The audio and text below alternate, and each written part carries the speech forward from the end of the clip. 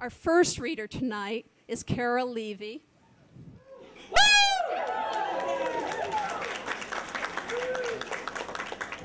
She was born in Washington, D.C. and got her MFA at Columbia. She was a recipient of the Steinbeck Fellow in Fiction Award, and her work has appeared in the Mississippi Review, Zen Monster, and in Narrative, where her story, Ready, was a winner of the Narrative 30 Below contest. Please welcome her.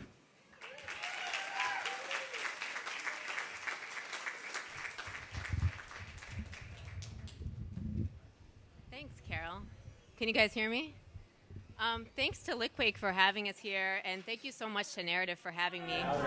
Louder? Can you hear me now? Okay. It's a real honor to be here, especially with these other writers who you'll hear from tonight.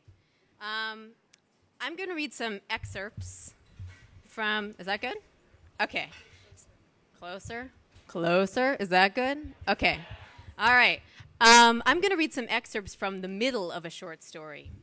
The story takes place in Vacaville, a few hours north of here, and all you need to know at this point is that Constantine, our protagonist, is the manager of a photo shop.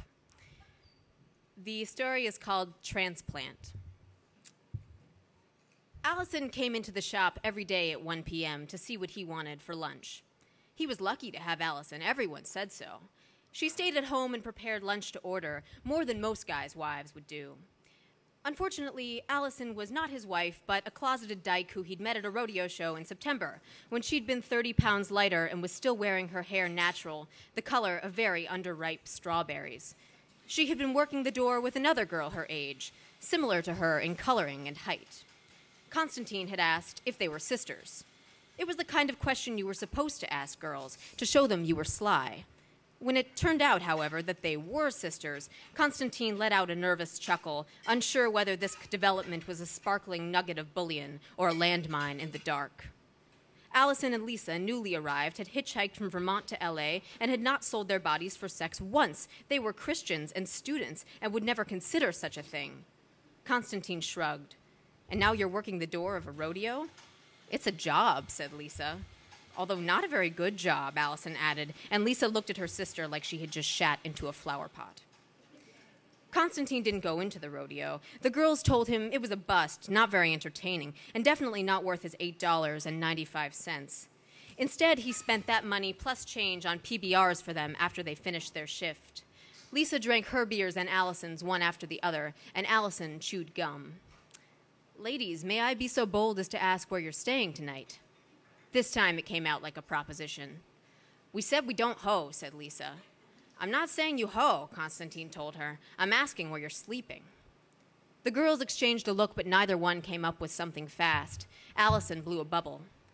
"With you, I guess?" Allison was the prettier of the sisters, no question. Lisa's sneer was strange, like she'd just stuck her nose into a carton of old milk. Her freckles landed in an avalanche of specks on the left side, blank white canvas on the right, as though one of her cheeks had been shellacked with flypaper and left near an abandoned picnic. No worries there, of course. He'd tapped that, too.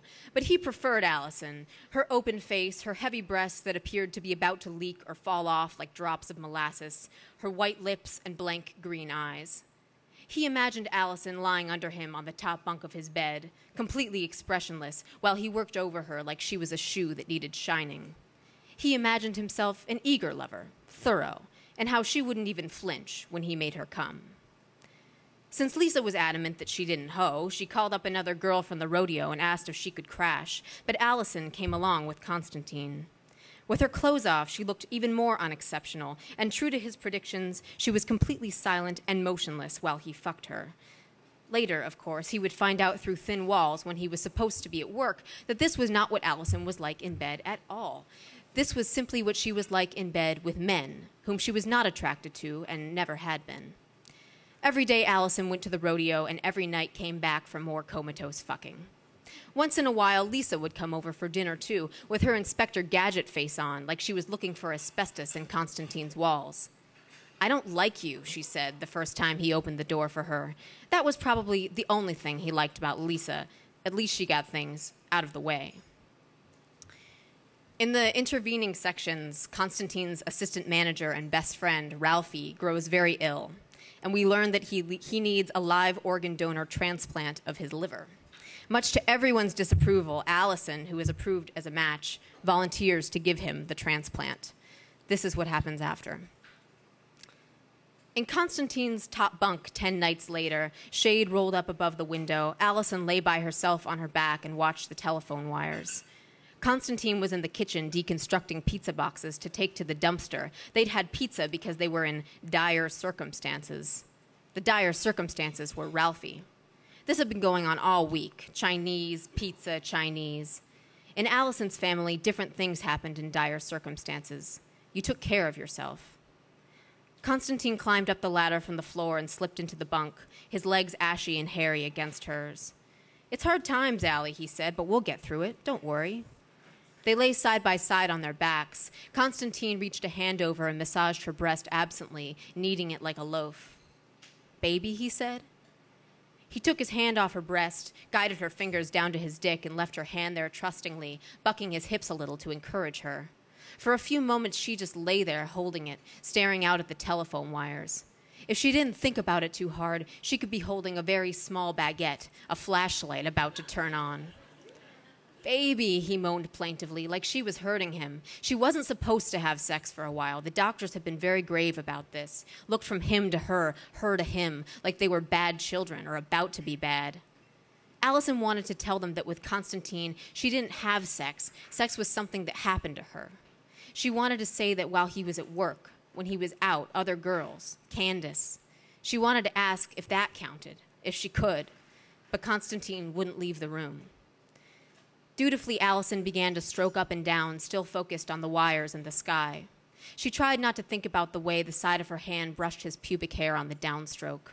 She wondered if Ralphie was going to die. What even happened when your liver failed? What did you die of? Toxins in your body? Blood to drown in? When Allison and Lisa had taken the rodeo job and come to Vacaville, it was an unspoken fact that they were going to move on when the time seemed right, find the kind of place they left Vermont for. A bay window, fresh fruit market, girls on a beach, eucalyptus trees.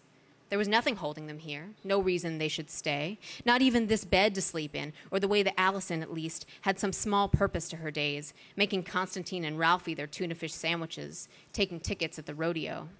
Not even girls who visited the house. Not even because Ralphie might die. One thing the doctor did explain to them was that sometimes, when a transplant patient got a new organ, even if the blood types were a match, the body might reject the new elements. Even if the match seemed right, sometimes the new host environment could be inhospitable, could kill you. Thanks.